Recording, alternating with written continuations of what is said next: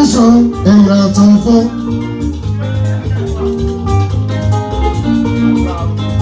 Ayé bẹ́míyà ó yàtọ̀ sáyé tajẹ ní London kì í ṣẹ́gun sí ní ọba orin. Ayé Kodak lè má jẹ ní bẹ́míyà. Ayé Kodak ayé international.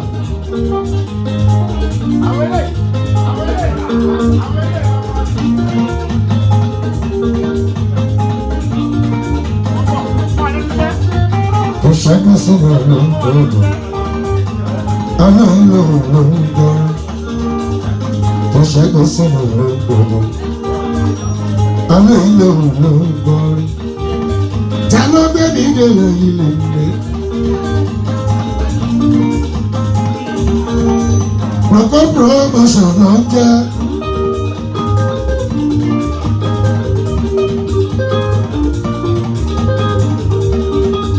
Ta ló gbé mi dèrò ilé mi.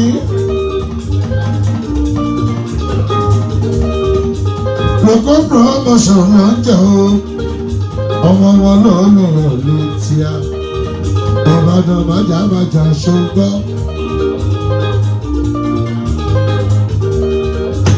Ọmọ jòjòjò kára fọ́ọ̀rọ̀.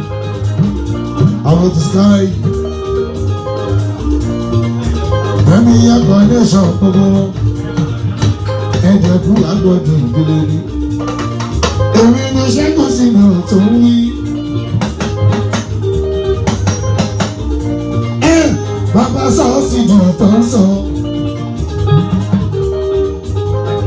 Òun bàbá yọ̀rí dé.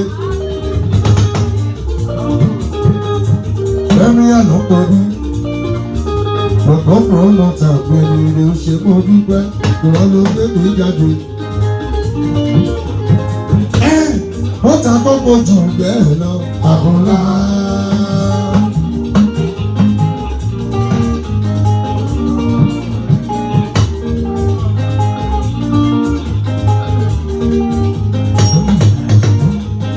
Birmingham like Lagos.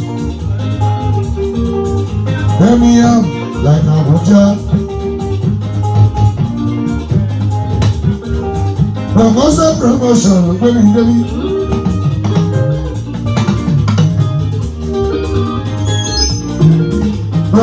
Promotion ẹ̀mìrì.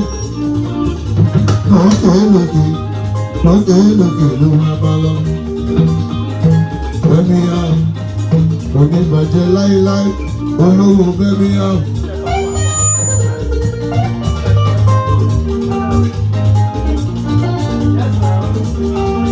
Ẹ̀fọ́ mi tọ́jú Àlímá kò bẹ̀rù òkè rere. Aláṣẹ àwọn ará Nàìjíríà restaurant tó bẹ ní Birmingham.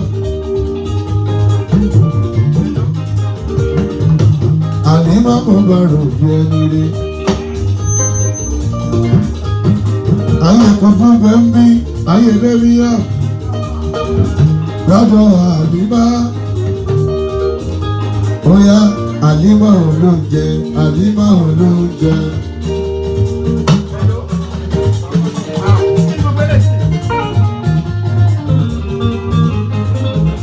Àlímá olóúnjẹ, Àlímá olóúnjẹ.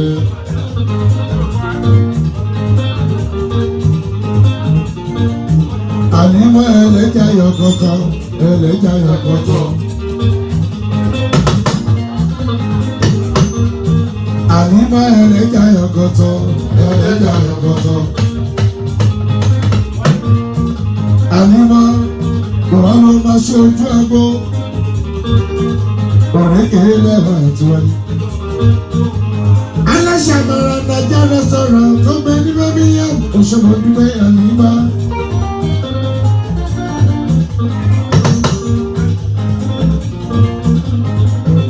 Kọ́mọ́ máa bínú ẹ̀.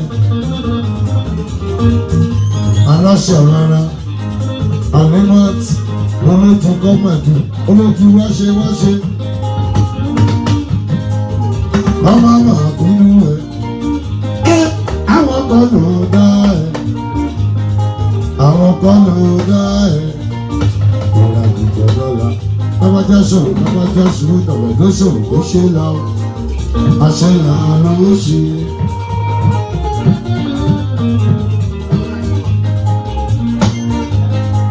àgbà náà ní owó ẹ̀ ọ̀gbọ́n promotion gbogbo fẹ́rẹ́ yá wọn ló gbé ìdílé yìí akọ́jú.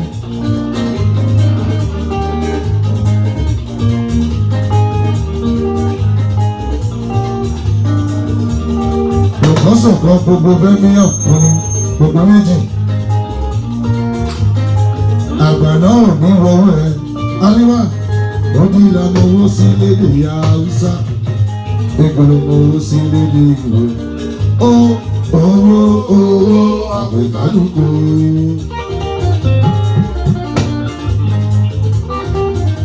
àlímọ̀ ẹlẹ́jà yọkọ̀tọ̀ ẹlẹ́jà yọkọ̀tọ̀.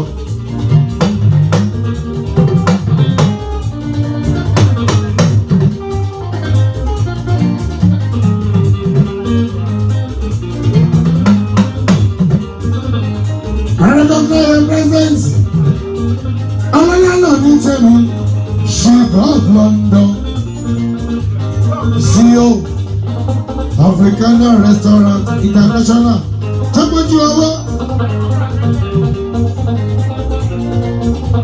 and recognize your presence.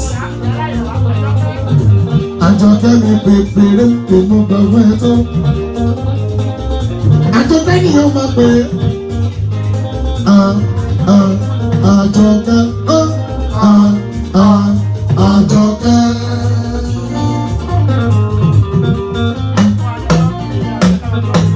Jọkẹ́ mi kúkú yé nìyẹn máa pèsè mọ̀ dúpẹ́. Jọkẹ́ mi kúkú.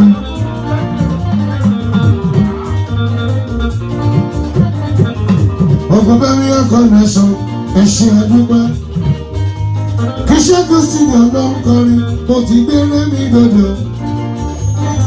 Ọ̀la ó ti mú mi gbàgbé ìyá tipẹ́tipẹ́.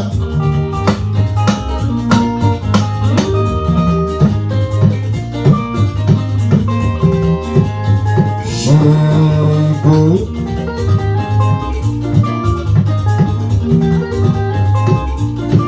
àwọn ògbóṣó promotion gbogbo ọ̀fẹ́ tó ṣègò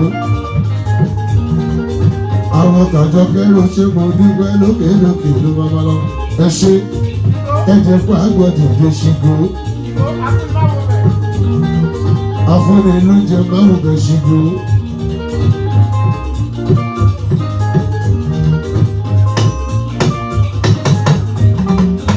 Ṣùgbọ́n gbogbo Birmingham, afúnni ló jẹ márùn bẹ o.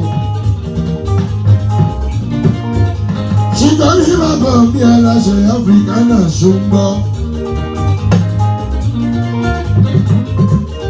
Ó ti mú ẹgbàgbé ìyá tipẹ́tipẹ́.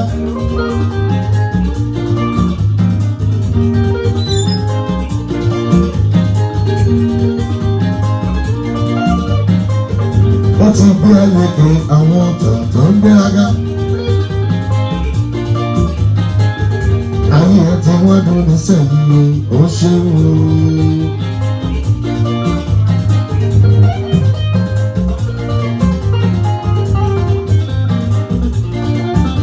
Aláṣẹ Africana olú ọmọ gbogbo Birmingham àwọn tààtọ kẹmi kúkú lókèlókè ló máa bá lọ. Ó ti mú ẹgbàgbé ìyá tipẹ́tipẹ́.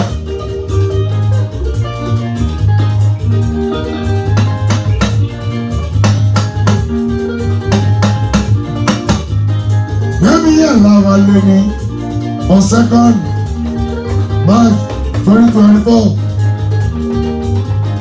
Rokoso promotion ló gbé mi débi kí Ṣẹ́gun Senior ọba orin.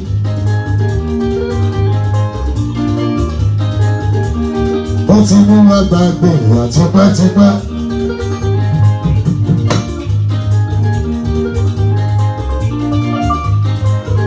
Ó ti gbé wa lékè àwọn ọ̀tọ̀ tó ń gbéraga.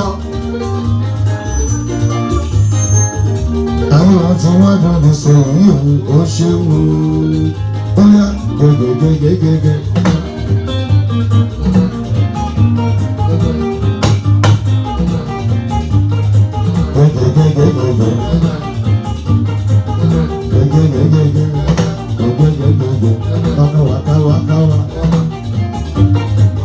Waka waka wa, a ò ní sọ̀rọ̀ láyé.